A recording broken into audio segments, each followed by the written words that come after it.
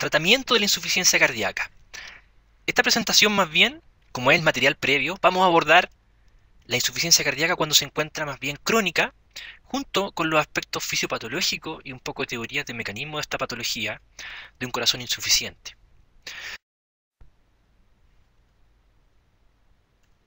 ¿Cuál va a ser nuestra estrategia farmacológica que vamos a realizar en los pacientes que, por un lado, tenían un alto riesgo de insuficiencia cardíaca, pero no tenían cardiopatía o alteraciones estructurales o sintomatológicas de insuficiencia cardíaca? Es decir, no tenían insuficiencia cardíaca, sino que tenían un riesgo de insuficiencia cardíaca. Hacemos acá la prevención cardiovascular. ¿Qué es eso? Mantener control de la hipertensión, presiones a niveles adecuados, controlar trastorno de lipidemia, evitar la obesidad mediante ejercicio aeróbico moderado, control de la diabetes mellitus, cesación del tabaquismo si es que el paciente lo desea, evitar agentes cardiotóxicos como algunos fármacos también. Sería interesante estrategias que nos permitan, desde el punto de vista preventivo, lograr en cierta medida una prevención del desarrollo de la fase sintomática del paciente, y también una medida costo efectiva que el paciente puede realizar tanto desde el punto de vista epidemiológico sanitario como también clínico personal. ¿Cuál va a ser el manejo que vamos a poder realizar en los pacientes que tienen insuficiencia cardíaca con una fracción de eyección conservada? Como bien mencionamos, no hay estrategias farmacológicas que sirvan, pero sí tenemos la posibilidad de usar diuréticos para el control de la retención de líquidos y así mitigar un poco la falta de aire o el edema en hígado, la congestión pulmonar de líquido o el edema en extremidades inferiores. Es decir, podemos tratar la congestión. Acá los diuréticos se pueden usar permanentemente o se puede dejar al paciente entrenado para que en caso de síntomas usar diuréticos, es decir, bajo requerimiento. Sí, se pueden tratar, se pueden hacer herramientas preventivas, como la retención o la disminución de la ingesta de agua y sodio, evitar los AINES o los inhibidores de la COX-2, que nos pueden un poco desfavorecer.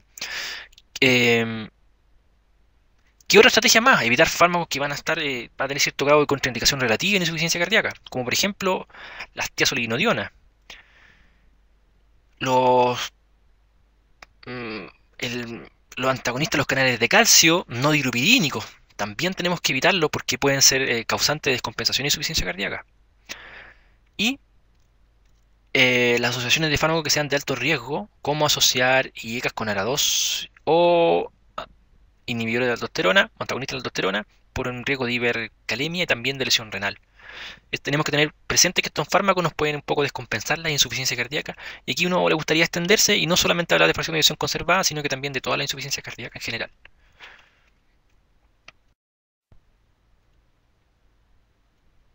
En la estrategia de manejo con diurético, es importante que las dosis se ajustarán a las necesidades de cada paciente y hay que mantener monitorización muchas veces de las alteraciones electrolíticas que esto pueden causar. Pueden darse solos o asociados al tratamiento crónico. En este esquema diurético destaca la furosemida y la hidroclorotiazida. Hablamos que la furosemida es un diurético más potente, donde las dosis iniciales van a ser distintas de las dosis máximas que podemos usar, o las usuales. Las dosis con las cuales podemos partir van a ser bastante bajas, es decir, 20 miligramos o 40 miligramos al día, pero podemos tener margen de subir hasta 200 o un poco más, pero hay que ver tolerancia del paciente en términos de hipotensión o de alteración electrolítica. Esto más bien para manejo un poco que requiera una gran cantidad de diurético de manera, o sobre todo en hospitalización. ¿Por qué? Porque es un diurético potente, pero con duración más bien corta. En el otro lado de los aspectos farmacológicos está la hidroclorotiazida, que es un diurético menos potente, pero con mayor duración. También tenemos dosis iniciales bastante más bajas que las dosis usuales que uno puede terminar usando. Las dosis de inicio necesariamente tienen que ser 25 miligramos, con aumentos paulatinos de ojalá 12,5 miligramos cada vez, hasta un máximo de 100 miligramos, pero en realidad uno pensaría que esta dosis de 100 miligramos es un poco alta y tenemos más bien riesgo. También vigilar la alteración electrolítica. Y por otra parte tenemos los fármacos diuréticos, retenedores de potasio, y aquí tenemos la espironolactona, con dosis bajas también vamos a iniciar, 12,5, ojalá, y luego ir subiendo estas posologías y tenemos más bien un poquito más de margen. Esto es para síntomas congestivos, no es para tratamiento crónico, salvo que crónicamente tenga congestión.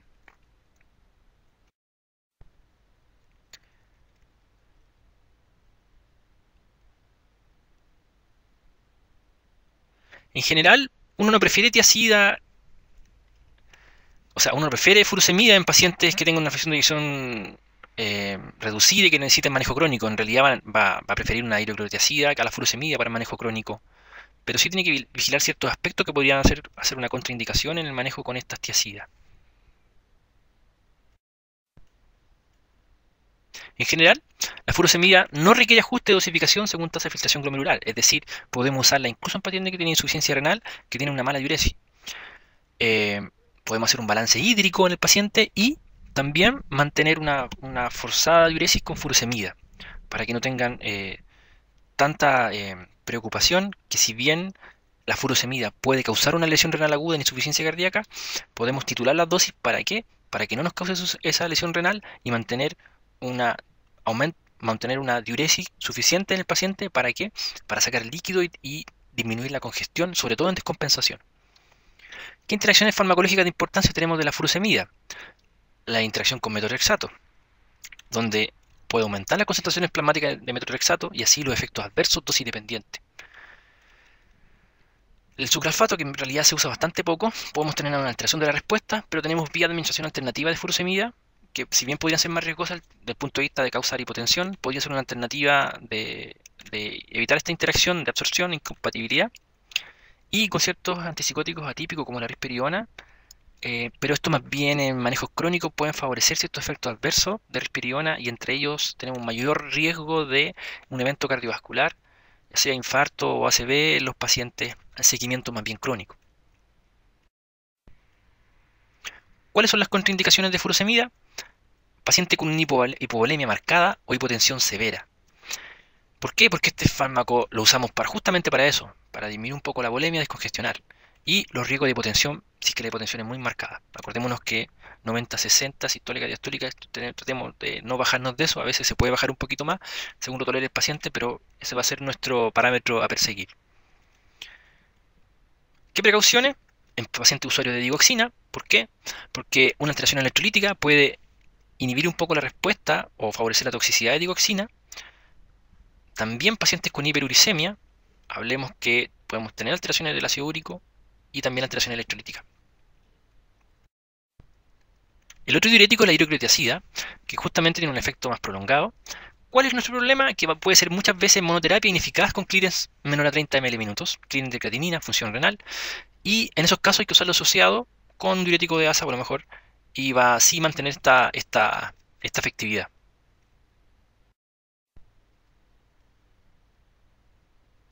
Necesariamente va a estar contraindicado en clearance muy bajos, tasas de filtración glomerular menor a 10. ¿Por qué? Porque su mecanismo de acción depende de la tasa de filtración glomerular.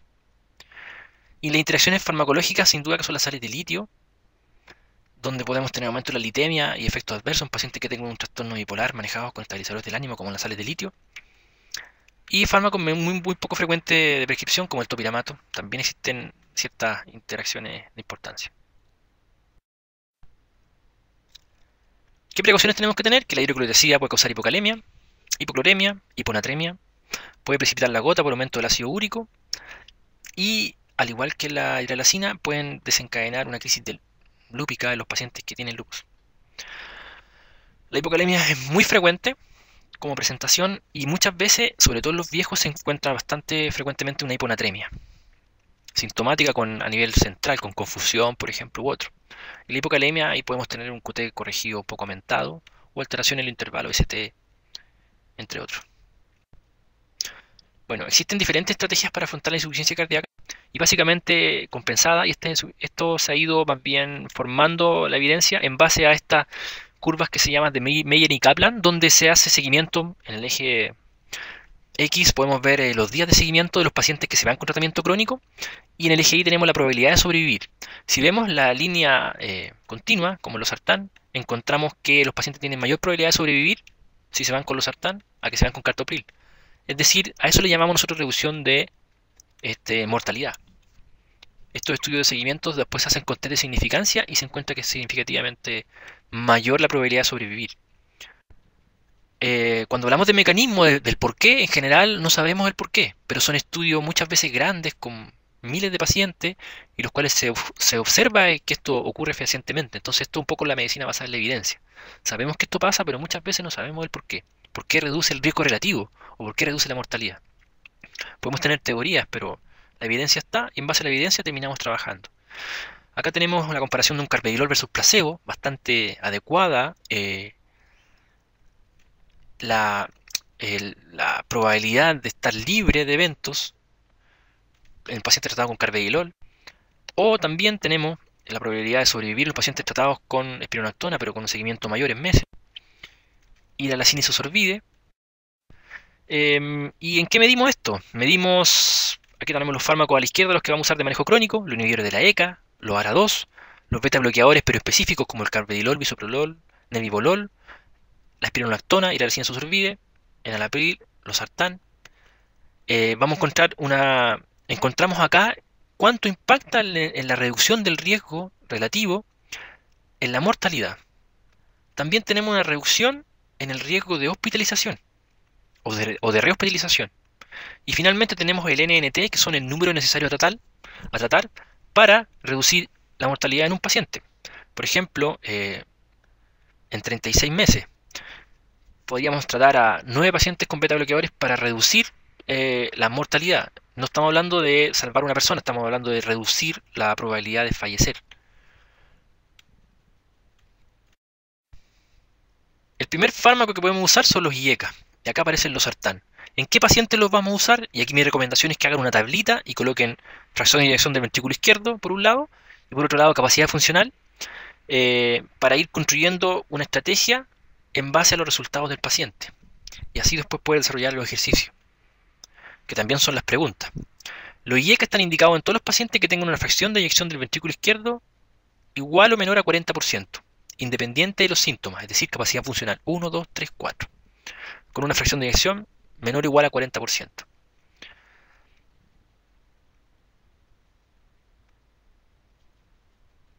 En general, las dosis van a aumentar de manera lenta, cada 2 a 4 semanas, sobre todo si el paciente está de manera ambulatoria. Si está hospitalizado podemos hacer aumento rápido porque tenemos al paciente monitorizado.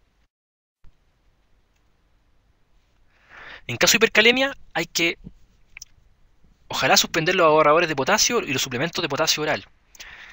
No es infrecuente que los pacientes usen sal light, y la sal light es cloruro de potasio, y muy frecuentemente yo recibo pacientes con hipercalemia severa. ¿Por qué? Porque están con insuficiencia cardíaca, un IECA, una espironolactona, y para disminuir por su corazón, siguiendo la publicidad, cambian la sal, usan grandes cantidades de sal light porque pierden la sensación del sabor, y tenemos unos pacientes con una gran hipercalemia que nos lleva a lo menos 3 o 4 días de volver a niveles basales, o a veces incluso 5 días. Por ende debemos suspender los suplementos de potasio, y entre esos se encuentra la sal light. Si los niveles de potasio están sobre 5,5 milimoles, ojo, se podría reducir la dosis a la mitad o suspender el IECA. Si los niveles están sobre 6 milimoles o miliequivalente, porque el potasio tiene valencia 1, hay que necesariamente suspender los IECA como recomendación. Si el paciente presenta hipotensión sintomática, mareo, podemos bajar la dosis, sobre todo del diurético, que es más hipotensor.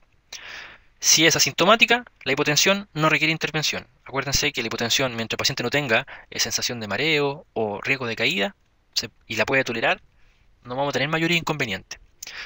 Si puede el paciente presentar tos, en estos casos vamos a rotar a los sartán. Si el paciente presenta una disminución importante de su función renal, considerar la reducción de la dosis del IECA, o en realidad también a veces la suspensión. ¿Por qué? Porque los IECA, igual que los sartán, son capaces de inhibir una respuesta compensatoria del riñón, y al estar esto presente podemos causar una lesión renal aguda prerrenal.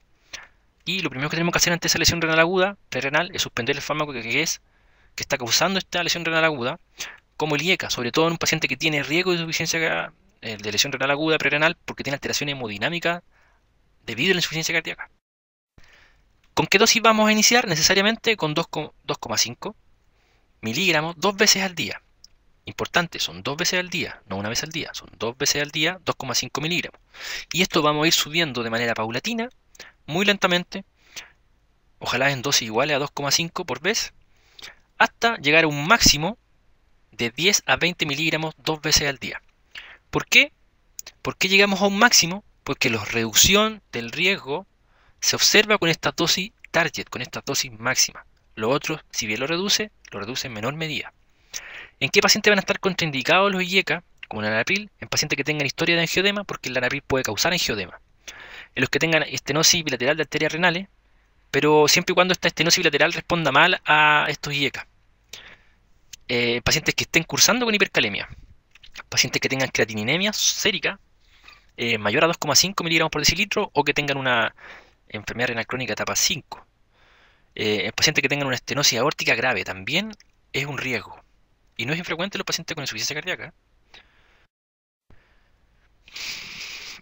Podemos usar entre 30 y 80, ojalá una dosis máxima de 40, pero nunca vamos a pasar esta dosis máxima de 40 porque ese es el target al cual vamos a llegar. En clearance más bajo, los aumentos son de 2,5, aunque si vamos a tratar al paciente, podemos perfectamente titular independiente del clearance de 2,5 por vez. La interacción en farmacológica con el alopurinol puede favorecer los efectos adversos del alopurinol y con los antiácidos podemos disminuir los efectos del IECA.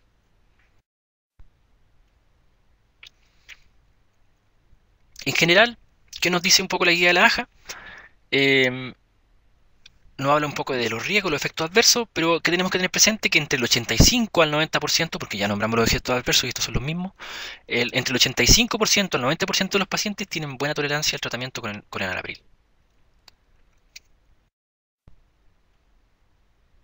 El losartán va a estar indicado, aquí tenemos nuestro segundo factor de la tablita, va a estar indicado en los pacientes sintomáticos, es decir, clasificación 2 a 4, ya no ingresa el 1, con fracción de eyección del ventrículo izquierdo igual o menor a 40% o menor a 41. Pero no en cualquiera, son solamente los que no toleran el tratamiento con enalapril.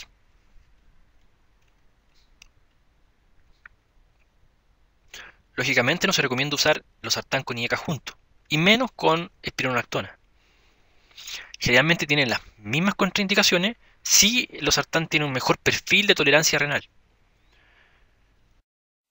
¿Cuáles son las posologías de inicio? Estas son más sencillas porque la ascensión es menor. Partimos con 50 miligramos una vez al día y luego pasamos hasta 3 veces esa dosis, 150 miligramos una vez al día como dosis objetivo. También es no infrecuente que se encuentre con estas siglas que son BID, OD u otras. Y básicamente OD es una vez al día, BID 2 veces al día, 3 veces al día y 4 veces al día. Esto generalmente en bibliografía anglosajona van a encontrar esta tipificación de frecuencia de administración que es bastante confundente y riesgosa y que incluso la literatura anglosajona lo reconoce como inadecuada, pero sigue utilizándola muchas veces en sus publicaciones.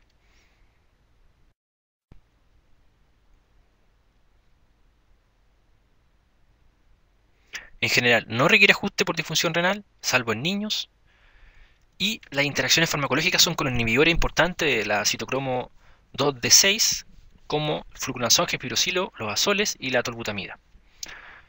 Y tenemos un mayor efecto de losartán, pero esos efectos los podemos medir midiendo la presión del paciente. Es decir, este impacto de interacción la podemos incluso ver en el paciente y después hacer los ajustes, no hacer ajustes a priori. ¿Cuáles son los riesgos que nos menciona la AJA? Los riesgos de hipercalemia y los riesgos de hipotensión, que básicamente son los mismos que hablamos anteriormente. Nuestro tercer peldaño a mantener, por ejemplo, IECA o ARA2, uno u el otro, pasamos al siguiente peldaño y el siguiente peldaño son beta bloqueadores, pero no todos los beta bloqueadores. ¿En qué pacientes vamos a usar beta bloqueadores? En los pacientes que sean sintomáticos, clínicamente estables. Si se descompensa, podemos evaluar sacar el beta bloqueador porque podría significar un riesgo. En los que sean capacidad funcional 1 a 4, con una fracción de eyección del ventrículo izquierdo menor al 41%, eso es menor o igual a 40%. Y van a ser nuestra estrategia de inicio. Anteriormente esto ha ido cambiando con el tiempo, anteriormente era el segundo peldaño, cambiaron los criterios y actualmente la sugerencia es iniciar en conjunto con IECA el beta bloqueador. En general estos beta bloqueadores pueden mejorar la función ventricular. Durante una descompensación podría ser necesario suspender. No es que tengamos que suspenderlo, pero en base a la respuesta del paciente podría requerir suspensión o disminución de dosis. En general, Es una contraindicación relativa porque en algunos se puede mantener, pero es probable que el paciente tenga un riesgo de broncoespasmo. Los bloqueadores beta podrían estar contraindicados de manera relativa en pacientes con asma, EPOC, y aquellos que sí va a estar contraindicados de manera absoluta, los que tengan, si bien es relativa, pero está muy cerca del absoluto, el bloqueo, en los que tengan bloqueo cardíaco, aurículo ventricular de segundo o tercer grado. En asma o EPOC, si tiene una descompensación, sin duda vamos a tratar de suspenderlo, pero si lo tolera bien, podríamos tratar de mantenerlo. O preferir ciertos niveles de ciertos beta bloqueadores que son más bien selectivos. El aumento de dosis también es gradualmente y también se puede hacer más rápido si está en hospital. ¿Cuál es nuestro mayor riesgo? Una bradicardia excesiva o una descompensación de la insuficiencia cardíaca como principales. En segunda línea, acá sí hay una gran ascensión en posología. ¿Se acuerdan que les mencioné un poco de patología respiratoria? Podemos tener mejores respuestas si el paciente tiene capacidad económica, usa el bisoprolol. También se podría usar el nebivolol, pero nuestro marcador en general va a ser el bisoprolol como alternativa, por ser más selectivo que un carvedilol. El carvedilol iniciamos con dosis bastante bajitas, 3,125, 2 veces al día, de nuevo 2 veces al día, hasta dosis máxima de 25 2 veces al día, y si lo tolera el paciente 50 2 veces al día.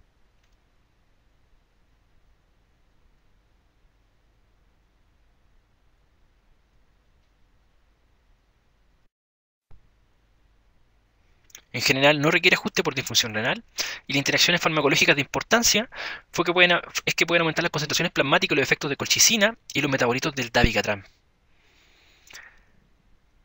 También puede disminuir los efectos bronquiolatorios de teofilina, pero la teofilina en general vamos a tratar de no usarla mucho en los pacientes. Y la dronedarona puede favorecer los efectos bradicárdicos del carvedilol, de los betabloqueadores en general. ¿Qué nos dice la AJA? Interesante de los betabloqueadores, que en realidad es bastante adecuado, que el inicio del tratamiento con un betabloqueador puede producir básicamente 4 tipos de reacciones adversas, que esto ya hablamos de farmacología, que es lo que a nosotros nos interesa, que requieren atención y gestión de los clínicos. La primera reacción adversa es la retención de líquido y un empeoramiento consecuente de la insuficiencia cardíaca. Fatiga en el paciente, incluso algunos han pensado que los betabloqueadores pueden favorecer la depresión, pero después en estudios controlados se ha descartado este riesgo. Bradicardia por su acción beta y bloqueos cardíacos, así como también hipotensión. La ocurrencia de retención de líquido en empeoramiento de la insuficiencia cardíaca no es generalmente una razón de retirada definitiva del tratamiento. Ahí podríamos ajustar posología en vez de retirar.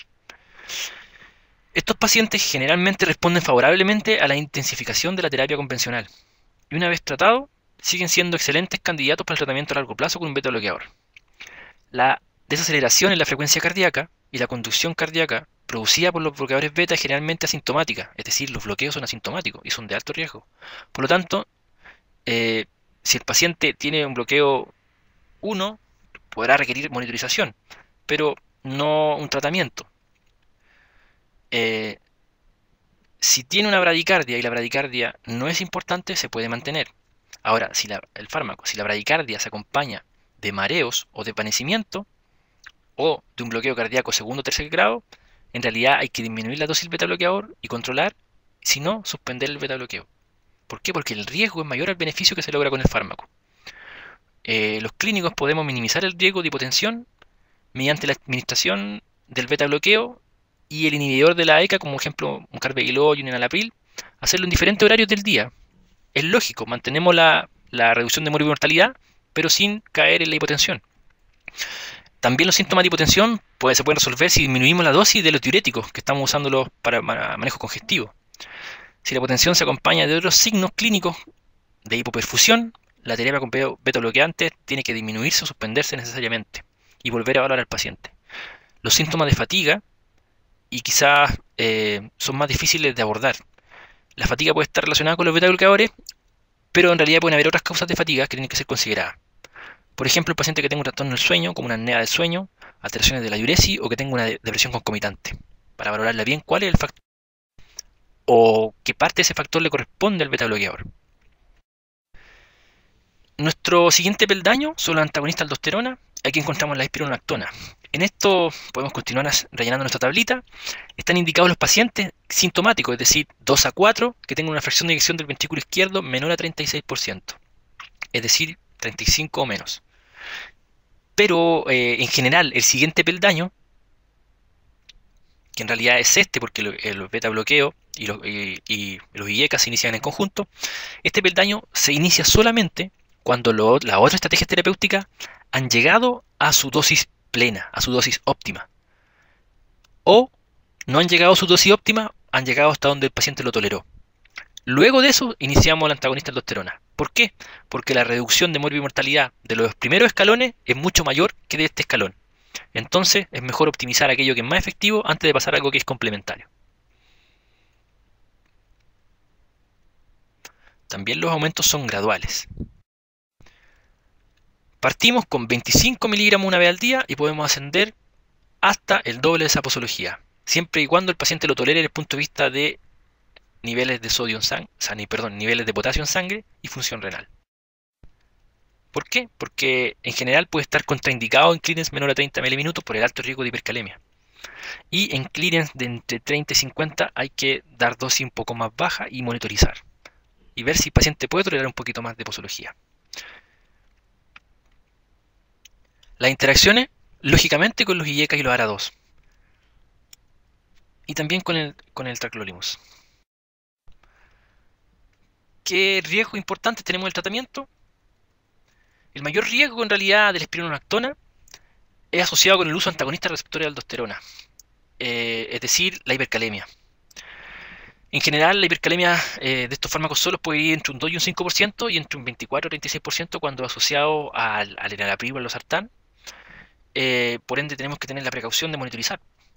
Con el desarrollo de los niveles de potasio mayores a 5,5 miliequivalentes por litro, podríamos dar lugar a una suspensión o reducción de la dosis a juicio clínico, a menos que identifiquemos otras causas de hipercalemia. El desarrollo o empeoramiento de la función renal, desarrollo de una lesión renal o empeoramiento de la función, debe conducir a una consideración de detener este fármaco, detener la espironolactona por el riesgo de hipercalemia. Y en los pacientes nosotros podemos entrenarlo y educarlo para que específicamente ellos suspendan el uso de espironolactona al alta en caso de que ellos tengan una diarrea o que tengan una deshidratación. Sobre todo si una deshidratación asociada con otro diurético.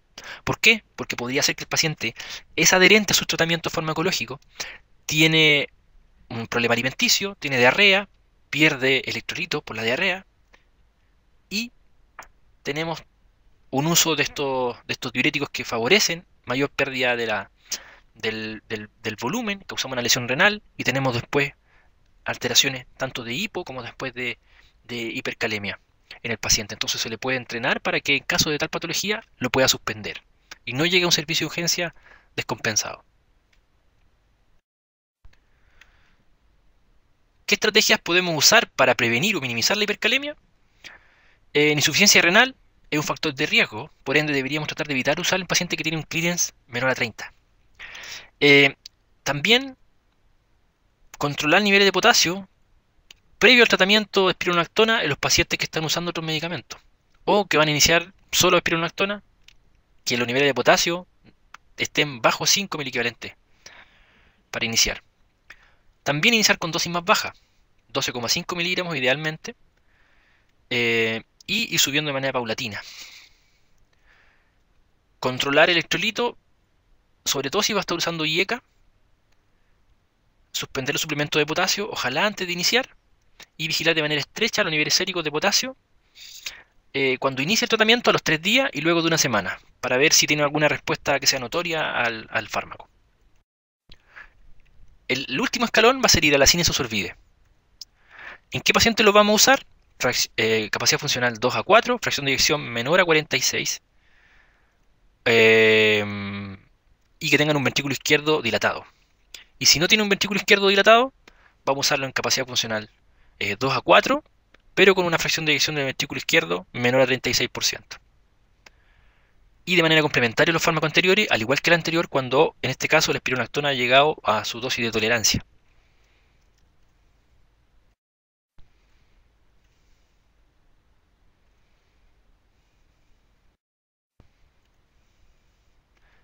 La dosis también van a ir ascendiendo de manera paulatina.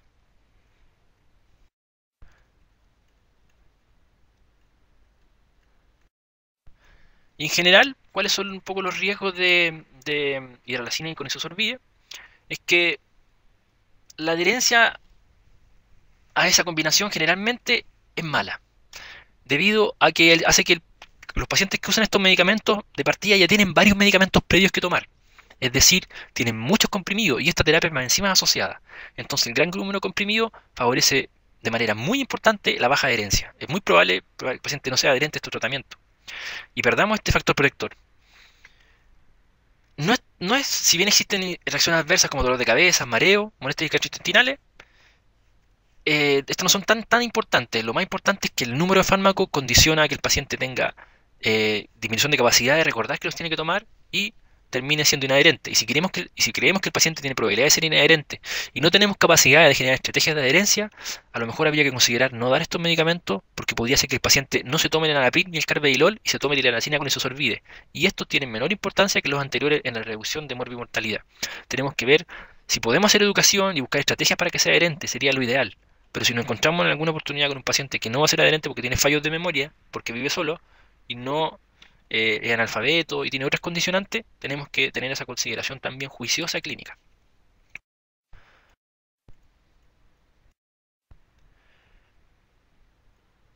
En general las recomendaciones tienen buenos niveles de evidencia, 1A, 1B, y también la guía AJA nos propone un esquema de afrontamiento que es idéntico al que hemos mencionado, de una manera distinta de plantearlo.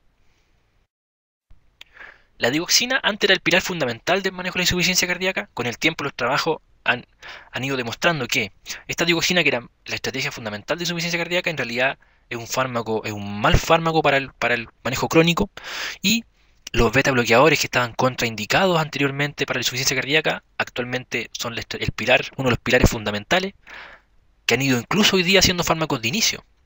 Eso gracias a la medicina basada en la evidencia. Actualmente la digoxina, que tiene muy bajo techo terapéutico, tiene solamente condicionante de uso en los pacientes con insuficiencia cardíaca de una fracción de eyección menor al 46%, que están en ritmo sinusal cardíaco, en ritmo del nodo sinusal, y que no toleren de manera adecuada los beta bloqueadores.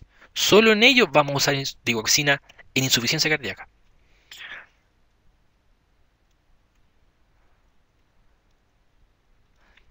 También están contraindicados un bloqueo cardíaco de segundo y tercer grado.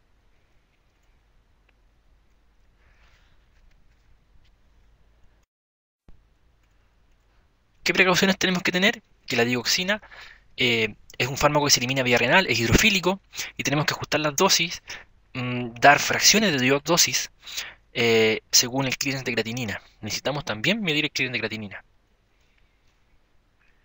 Y que también puede interaccionar con fármacos desde el punto de vista de eliminación metabólico y también de interacciones en acción. Por último, el fármaco ivabradina, que es un fármaco nuevo, que recién aparece en la guía europea como posible uso de tratamiento crónico. El principal problema es el costo económico, que es muy alto.